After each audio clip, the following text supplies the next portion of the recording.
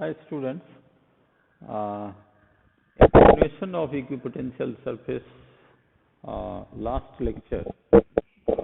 Today again we will do something for equipotential surface and uh, charge cell, and little bit if time permit then we will talk about capacitor also. First you try to understand this one. Let a spherical charge cell we have of radius r. Okay. First you look at here, what is electric field inside this charge cell?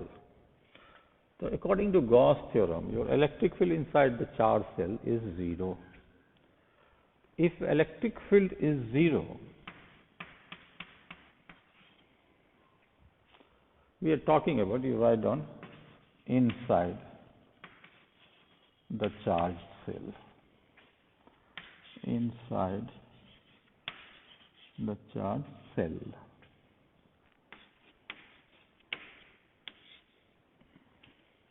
So inside the charge cell, electric field is 0.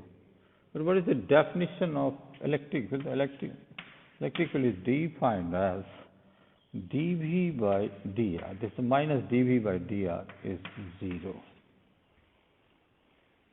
Since inside the spherical charge cell there is no electric field exists, that means dV by dr is 0. So what is dV? So dV is also 0. So integrate this one. So on integrating, what you will get? So if you integrate, what V is equal to a constant K, and its value is 1 upon 4 pi epsilon naught into Q by R. So this is your electric potential inside the charge cell. So everywhere potential is same. Potential is constant inside the cell. But the outside, how can you get? तो बाहर में हम क्या करते हैं, इसी को अब अगला आप बात सोचो, ये बहुत ब्रीफली हम बताएंगे. Outside the charge cell, outside the charge cell,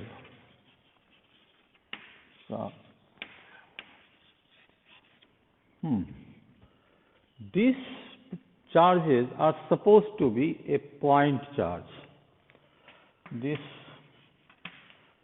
charge is supposed to be a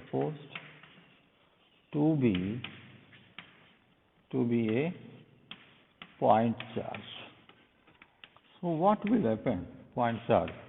And you know well the electric potential due to point charge is 1 upon 4 pi epsilon naught into Q by R. So this is possible for R is greater than R. But inside this formula, it is a constant value. So whatever the potential lies at the surface, same potential lies inside also. So these are the facts that you understand well. अब इसकी एक graph अगर हम plot करें V और R के बीच में, कैसा ग्राफ आएगा? छोटा सा ये ग्राफ ड्रॉ करते हैं.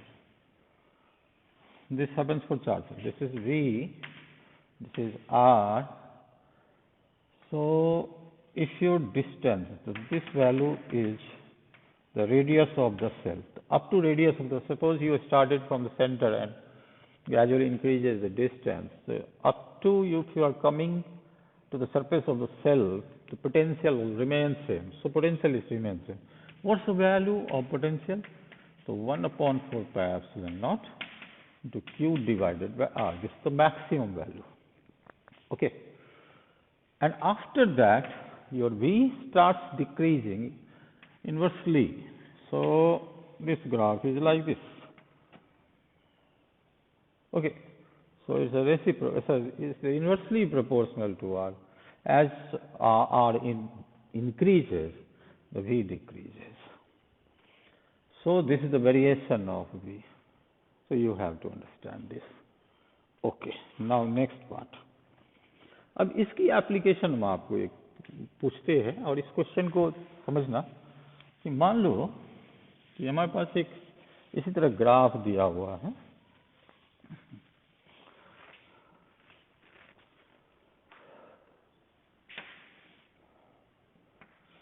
ये ग्राफ है V और R का, ग्राफ ऐसा है, ऐसा है, इस तरह ग्राफ है, और लाइक स्पून में 3 पॉइंट उसमें दिया हुआ, पॉइंट A, पॉइंट B और point C।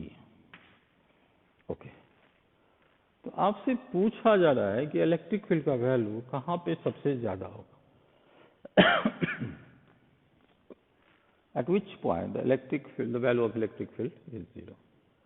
Not 0, it's a maximum. 0 भी है, कहाँ पे है देखो, देखो इस पॉइंट पर बताओ, तो dV by dr जो है ये स्लोप है, तो E is equal to minus dV by dr minus, तो यहाँ तो dV मतलब change in V at point पे, तो चेंज इन V ही 0 है, तो E क्या हो जाएगा, तो E पॉइंट पर आपका जो A पॉइंट पर इलेक्ट्रिक फील्ड जो है वो 0 होगा, since it's dV is 0, no slope is there at point A। इस पॉइंट पर स्लोप बताए, पॉइंट B पर, क्या स्लोप निगेटिव है या पॉजिटिव, तो dV by dr जो है वो निगेटिव है, क्योंकि ये डाउनवर्ड जा रहा है B पॉइंट पर, और एक माइनस उसमें पहले से है, तो इलेक्ट्रिक फील्ड जो होगा वो पॉजिटिव हो जाएगा, और C पॉइंट का जो स्लोप है वो इधर की तरफ, तो स्लोप ही तो है dV by dr, तो पहले तो स्लोप का नेचर पता कर लो कि पॉजिटिव है कि निगेटिव, तो इस पॉइंट पर स्लोप निगेटिव है, और electric field is negative of dV by dr, तो निगेटिव ऑफ द स्लोप, तो स्लोप यहाँ पे खुद ही निगेटिव है, तो डबल निगेटिव तुम्हारा प्लस हो जाएगा, यहाँ पे स्लोप पॉजिटिव है इसलिए इलेक्ट्रिक फील्ड माइनस हो जाएगा, तो maximum value of electric field is at point B। So this concept will be helpful in finding the solution of this answer. Now, एक ये हुआ, एक और क्वेश्चन हम करें, if somebody will ask you, क्या two or does two equipotential surface intersects? Does two equipotential surface intersects? तो इसका आंसर लिखेंगे no. The two equipotential surface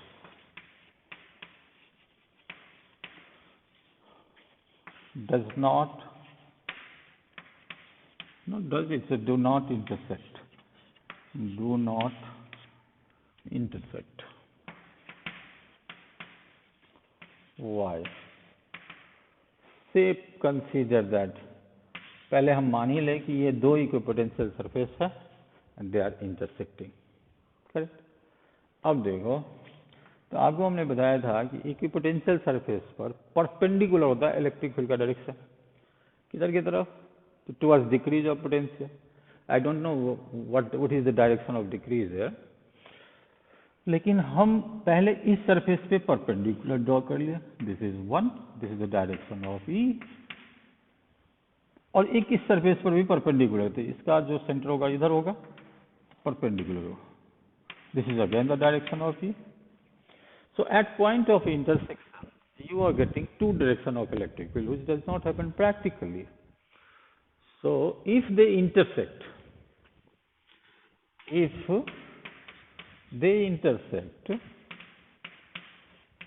अगर वो इंटरसेक्ट करे तो, if they intersect, then at point of intersection the two perpendicular on the two surfaces, two equipotential surface can be drawn, so which will give you the direction of electric field. So at point of intersection you are having two directions of electric field, so it does not happen actually, एक point पर एक ही direction होता है, one point one direction of electric field, whatever the direction I don't know, but there will be only one direction. But if they intersect, then there will be two directions, which practically does not possible. Okay, so they cannot intersect, like electric lines of force. नहीं, तो वहाँ पे lines of force intersect नहीं कर, तो वहाँ पे tangent दिखाता है इलेक्ट्रिक फील्ड का डायरेक्शन, और इक्विपोटेंशियल सरफेस में कौन दिखाता है? Perpendicular to the equipotential surface, that will show the direction of electric field, so they will not intersect. तो आप इसको एक नोट बना के इसका आंसर जरूर तैयार कर लें। अब आप देखो, कभी कभी पूछता है कि आप कैसे लॉजिकली बता सकते हैं कि जो इलेक्ट्रिक फील्ड है, मान लो ये इक्विपोटेंशियल सरफेस है, यहाँ पे चार्ज नहीं दें, चार्ज का कहीं दूसरा सरफेस, ये इक्विपोटेंशियल सरफेस है, दिस इज इक्विपोटेंशियल सरफेस।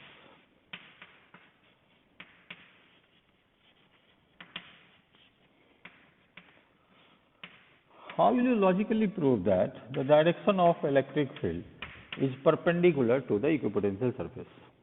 ठीक है, तो अब आप बताओ, इसको दो लॉजिकली हम प्रूव कर सकते हैं।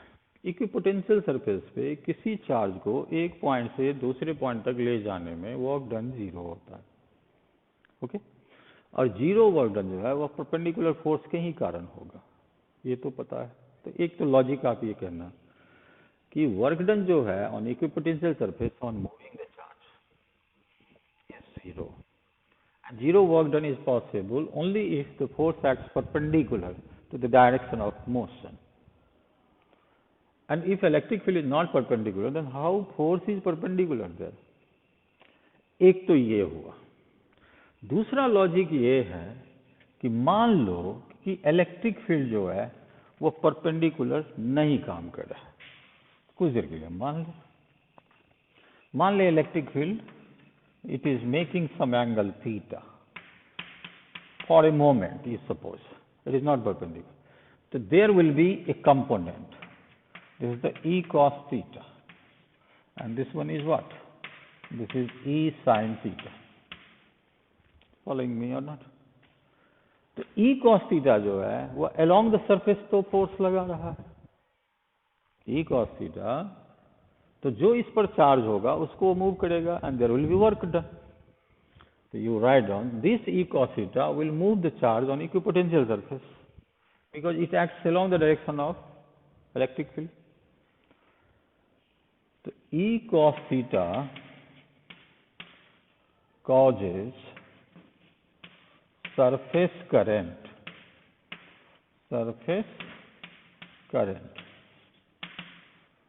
if your electric field is inclined, so there should be a surface current.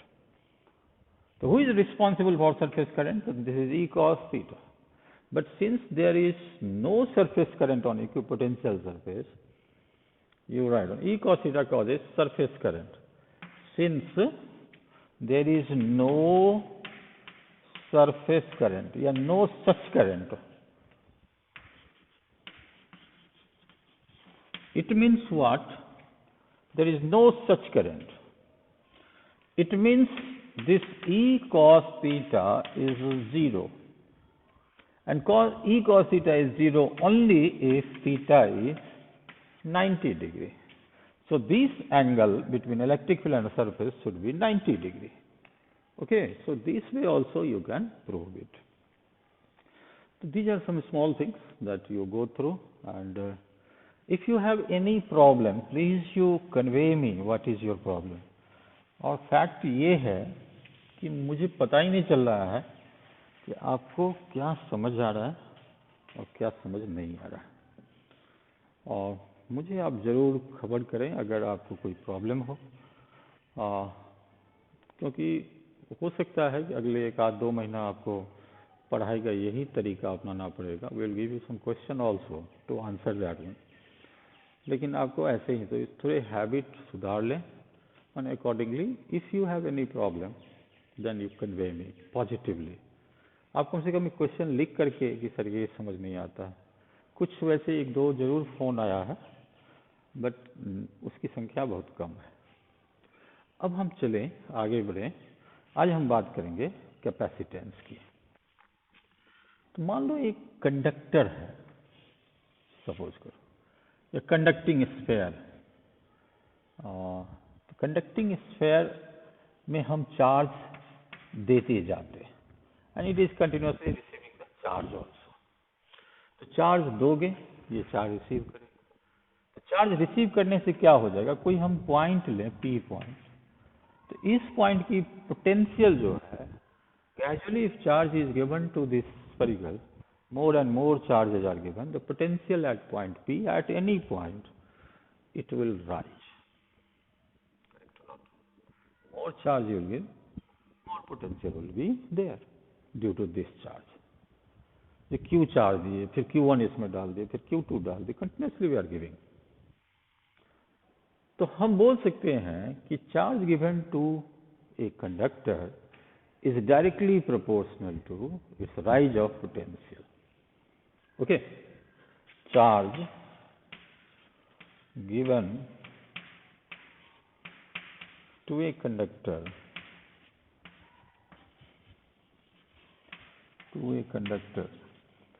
is directly proportional to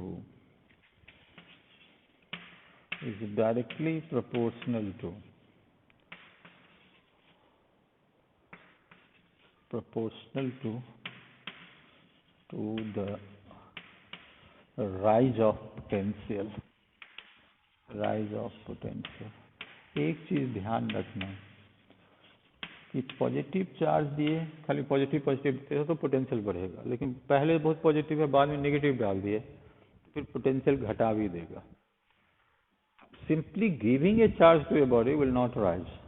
Same nature of charge, if you are giving, then it will. So you can write here. So we are talking about positive charge only. This is positive charge. दिमाग positive बना लो और फिर सोचो. You are continuously giving charge. What you are observing at point P? Well, at point P you will find that there is a rise of potential.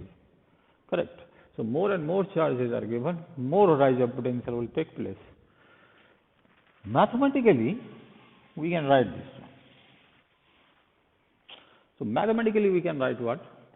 Q given to a conductor is directly proportional to the rise of potential. So more charge is given, there is more rise of potential. So Q is equal to sum of constants C into V. This C is called capacitance of the conductor.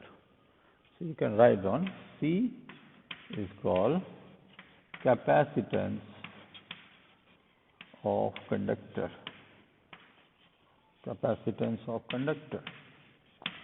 Okay. So C is equal to what? It's a Q charge divided by potential, or potential difference sometimes also you can write here. Now, what is the unit? The unit charge is a coulomb per volt, and this is termed as farad, F. Farad, F-A-R-A-D. This is Michael Faraday, in the name of Michael Faraday. This unit is farad. Sometimes in problem you will find mu F. This for microfarad. P-F. This is picofarad. Micro means 10 to the power minus 6 and pico means 10 to the power minus 12. So these are some units. Now the question is, how will you define capacity, capacitance of a conductor or capacity of a conductor? Same, what is that? Capacity or capacitance you can say. So C is equal to Q divided by potential difference. Suppose V is equal to 1 volt. If rise of potential takes place 1 volt. So what is C? So C is equal to Q. So this is the definition actually. The definition of capacity, C is equal to Q. So how do you define? Very simple. The capacity of a conductor is equal to charge. Correct? The capacity of a conductor is equal to charge needed to rise the potential by 1 volt. Correct? यानी 1 volt potential बढ़ाने के लिए जितने charge की आवश्यकता होगी, that is called the capacity of the conductor, correct. Rise of potential कितने करने हैं? 1 वोल्ट। तो इसके लिए जितने चार्ज की आपको जरूरत पड़ेगी, सपोज करो कि ये 2 कूलम चार्ज देने से 1 वोल्ट बढ़ता है, और दूसरा कंडक्टर उसमें 20 कूलम चार्ज देते हैं तो जाके 1 वोल्ट बढ़ता है। तो somebody will ask you whose capacity is more? 20 coulomb. क्यों? क्योंकि 1 वोल्ट बढ़ाने के लिए जितने चार्ज की आवश्यकता होगी, that is termed as the capacitance or capacity of a conductor. So same definition, you note down that capacity or capacitance, capacity of a conductor, we can write down the amount of charge needed,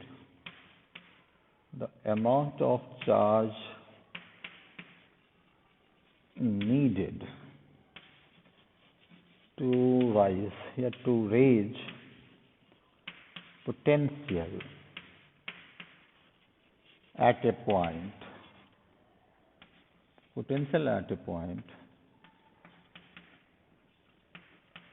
by 1 volt. Okay, तो 1 volt potential बढ़ाने के लिए जितने charge की जरूरत पड़ेगी, वो charge उस कंडक्टर के लिए कैपेसिटी कहलाएगा। Okay.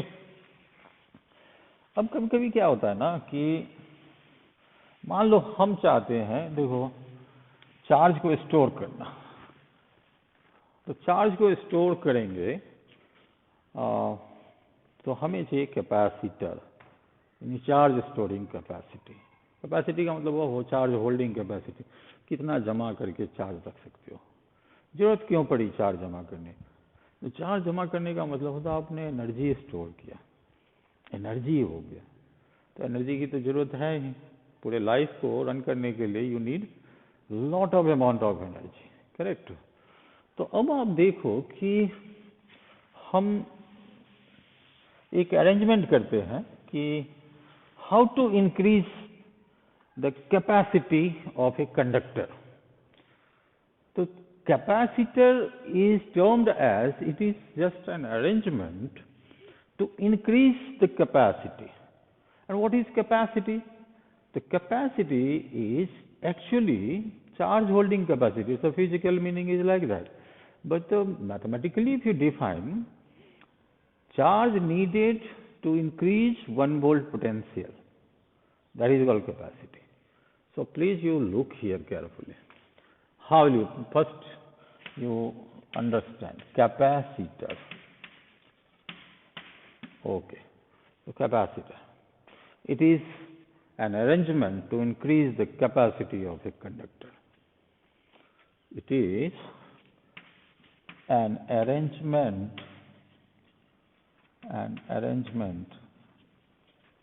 to increase the capacity of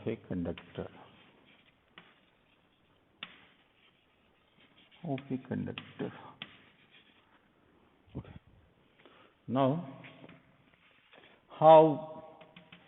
Let this one is a plate. Okay. This one is a plate. We are giving plus Q charge. This is plus. First you try to understand. Okay. A time will come when आप charge इसको देते जाओ, charge ये hold करेगा, देते जाओ hold करेगा, देते जाओ होल्ड करेगा। But there should be a limit, एक लिमिट होता है ना, कि उसके बाद अगर चार्ज आप दोगे तो वो क्या होगा, वो चार्ज लीकेज होगा, इट विल नॉट होल्ड। बात समझ में आ रहा है? ठीक सैचुरेशन टाइप का केमिस्ट्री में आप पढ़े हो। तो ये क्या कहना, आपने मैक्सिमम चार्ज दिया, further you cannot give charge because it cannot hold, its capacity is full, now it cannot hold. You following me? अब हम चाह रहे हैं ना how to increase its capacity, जैसे चार्ज होल्डिंग कैपेसिटी। हम चाहते हैं हम थोड़ा और चार्ज ये होल्ड, कैसे होगा वो आप देख लो। तो कैपेसिटी कैसे हम इंक्रीज करते हैं उसको ध्यान से देखो। तो इसकी हम पहले लॉजिकली आपको बताना चाहते हैं कि लॉजिकली कैसे करो। आप क्या करो, you keep an uncharged conductor near by it. Step 1 में क्या करेंगे, keep an uncharge conductor near by your charge conductor. देखो चार्ज हमको इसी का देखना है, कैपेसिटर का चार्ज मतलब इसका चार्ज, उसका नहीं। तो हमने क्या किया कि इसकी हमको कैपेसिटी बढ़ानी है, तो we will keep an uncharge conductor near this charge plate. तो मान लेते हैं ये चार्ज प्लेट P है, ये Q है, तो Q is uncharged, this is uncharged. Okay, so when you will keep an uncharged plate near the charge, so what will happen? Very simple. जो नजदीक का surface है, there will be an electrostatic induction takes place. The nearest surface there will be a negative induced charge, and the farther surface there will be positive induced charge. Okay. So since this is plus, so the electrons will polarize here. The negative charge comes here. And the place where electrons are coming, those places will be positively charged. So this process is called induction. This is negative induced charge, this is positive induced. Suppose you are given plus Q, this is minus Q, this is plus Q, like that. Okay? I don't know what's the magnitude here, the Q dash you can say, Q dash, Q dash. If you sum up these two induced charge, the net charge is still 0. Okay कहीं से बाहर से charge नहीं मिला ना, खुद के electron polarise इधर हुआ, तो इंड्यूस्ड चार्ज इसको बोलते हैं। तो आप कहोगे सर इससे क्या होगा, हाउ डज इट इंक्रीज? तो अब आप देखो गौर से, ये नेगेटिव इंड्यूस्ड चार्ज इसके पोटेंशियल को क्या करेगा, घटा देगा, क्योंकि माइनस चार्ज है ना, माइनस चार्ज विल डिक्रीज। और पॉजिटिव इंड्यूस्ड चार्ज क्या करेगा, इस प्लेट पर जो चार्ज है उसके पोटेंशियल को बढ़ा देगा। तो कुछ देर के लिए आपको लगेगा कि सर जितना नेगेटिव इंड्यूस्ड चार्ज है उतना ही तो पॉजिटिव इंड्यूस्ड चार्ज है। ओके, तो इसका मतलब है जितना ये नेगेटिव इंड्यूस्ड चार्ज पोटेंशियल को घटाएगा इसके पोटेंशियल को, उतना ही पॉजिटिव इंड्यूस्ड चार्ज बढ़ा देगा। But things are not like that. Negative induced charge घटाएगा, लेकिन इसकी पोजीशन तो आप देखो, negative induced charge lies closer to plate P। तो ये क्या करेगा ना, इसके पोटेंशियल को क्या करेगा, the V will decrease. Why decrease? Because negative induced charge lies closer. Negative induced charge will decrease the potential, positive induced charge will increase the potential. Since negative induced charge lying closer to the plate P, so it will decrease more. तो result क्या होगा, ये जितना बढ़ाएगा उतना, ये उतना नहीं बढ़ा रहा है जितना ये घटा रहा है। क्यों? क्योंकि ये पास है। So V will decrease. Okay. Now what is the mathematical definition of capacity? So C is equal to Q by V. This Q is still same. The Q you do not change. What happened to V? V will decrease. So what will C? So C will increase. C will increase. Okay, that's good. C will increase. Why? तो V will decrease. किसके कारण से decrease हुआ? तो आप बोलना due to induction. आपने एक अनचार्ज प्लेट रखा, अनचार्ज प्लेट पे इंड्यूस चार्ज आ गया, इंड्यूस चार्ज का नेगेटिव इंड्यूस चार्ज इसके पोटेंशियल को घटा दिया, पॉजिटिव इंड्यूस चार्ज इसके पोटेंशियल को बढ़ाएगा।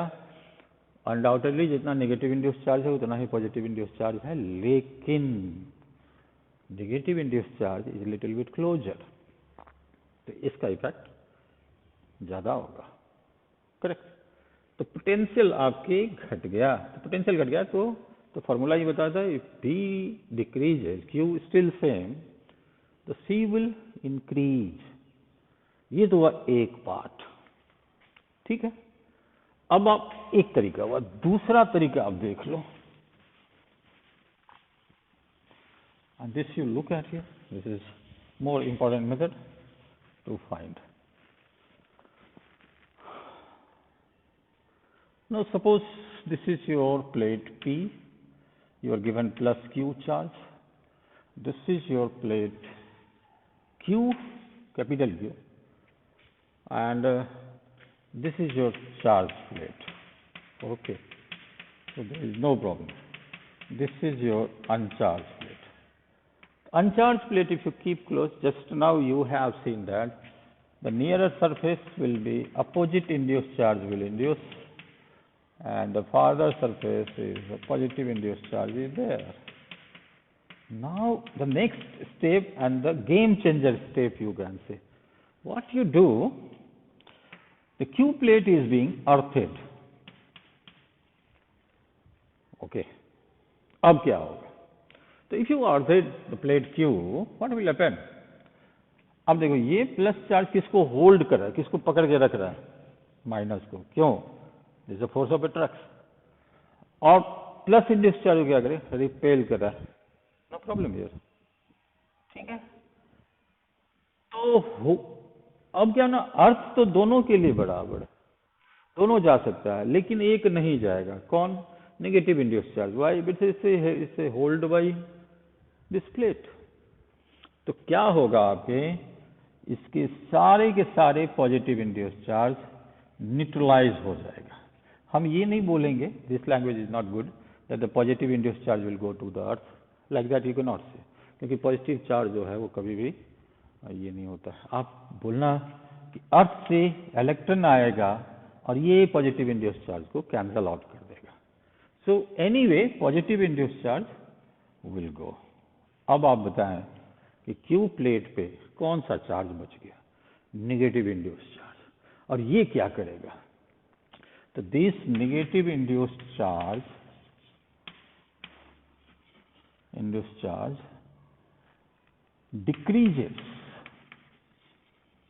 decreases the potential.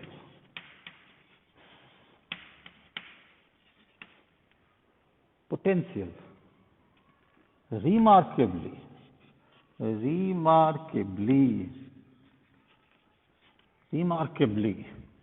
बहुत ज्यादा घटा दिया. तो formula will tell you, if V decreases, sorry, C is equal to Q by V. if V decreases बहुत ज्यादा अगर घट गया, तो what happened to C? C बहुत ज्यादा बढ़ जाएगा. So this is called parallel plate air capacitor. Air, because we are termed here, because the gap between these two plates is air filled.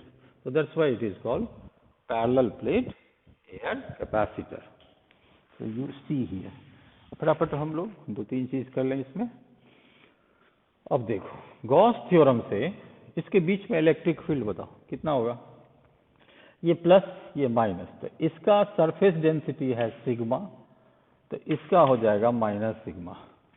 तो इलेक्ट्रिक फील्ड ई नॉट हम word लिख रहे हैं air के लिए, अगर नहीं कुछ है तो एयर है, तो E naught is equal to sigma by epsilon naught. ये गॉस थ्योरम की एप्लीकेशन पढ़े थे कि अगर same surface, sorry, opposite nature of surface density of charge हो, तो दोनों प्लेट के बीच में इलेक्ट्रिक फील्ड होगा, और रीजन 1 और रीजन 3 में कोई इलेक्ट्रिक फील्ड नहीं होगा. So what is electric field here? Sigma by epsilon naught. तो what is potential difference between the plates? The potential difference between the plates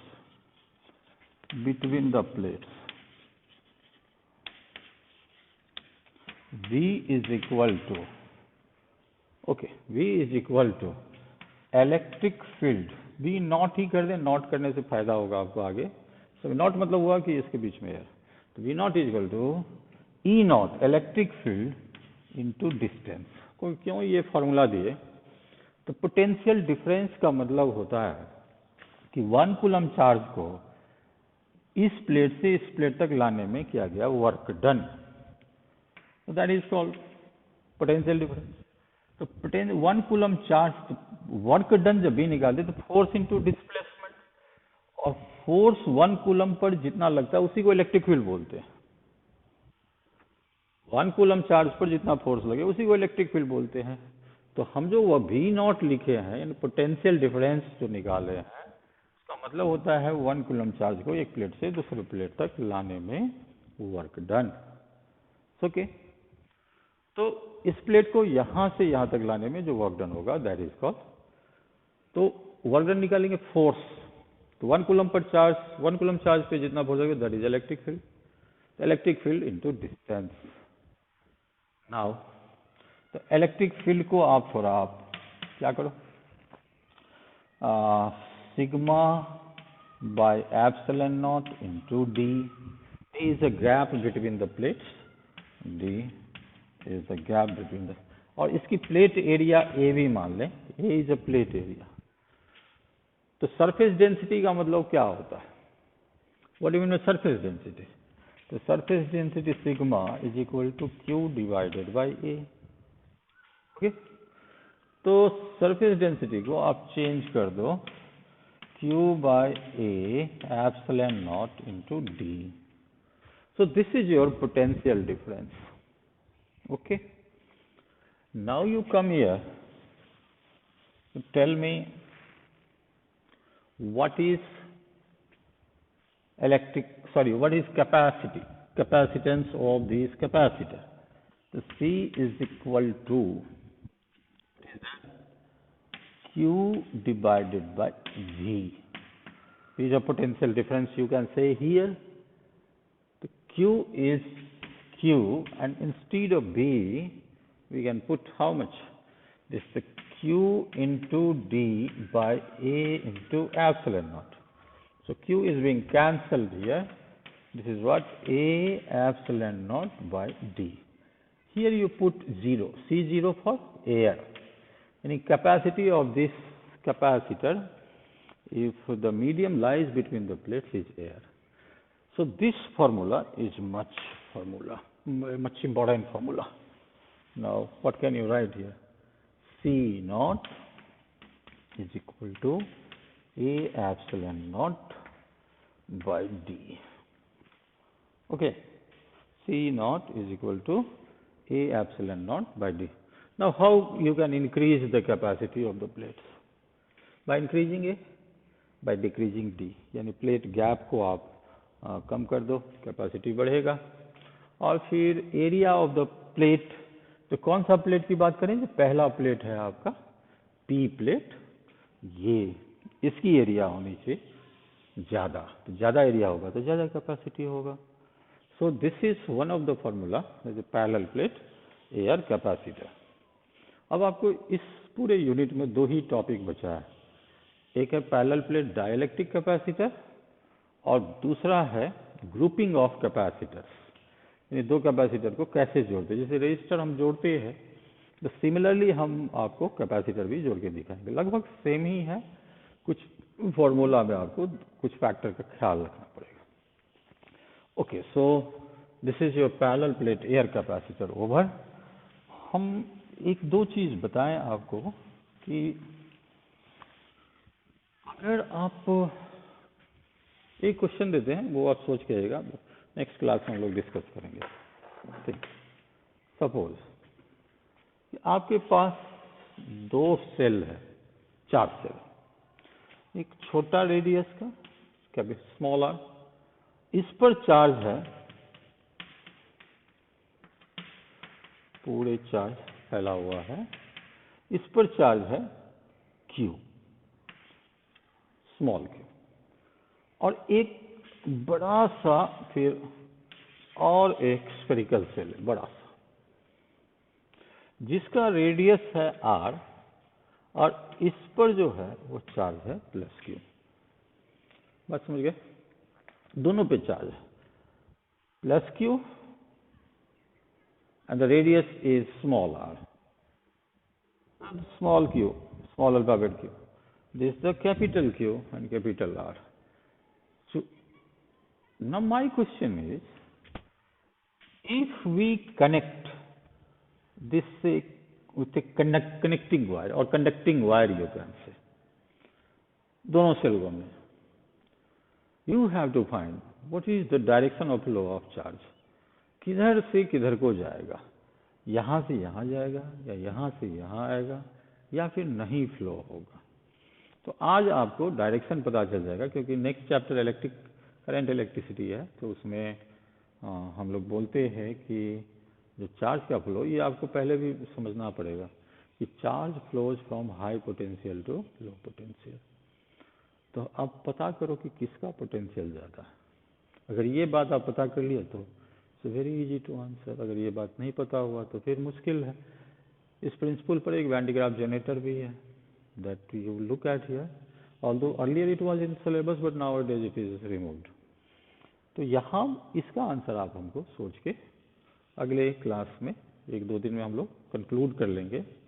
परसों, day after tomorrow we will do finish this part. और फिर बहुत सारे problems हैं, ये problems की तो कोई लिमिटेशन नहीं है, तो प्रॉब्लम्स आप बनाइए। प्रॉब्लम अगर होता है तो मुझे ज़रूर कम्युनिकेट करें। ये सवाल रहा आपको सोचने के लिए। So thank you very much for today.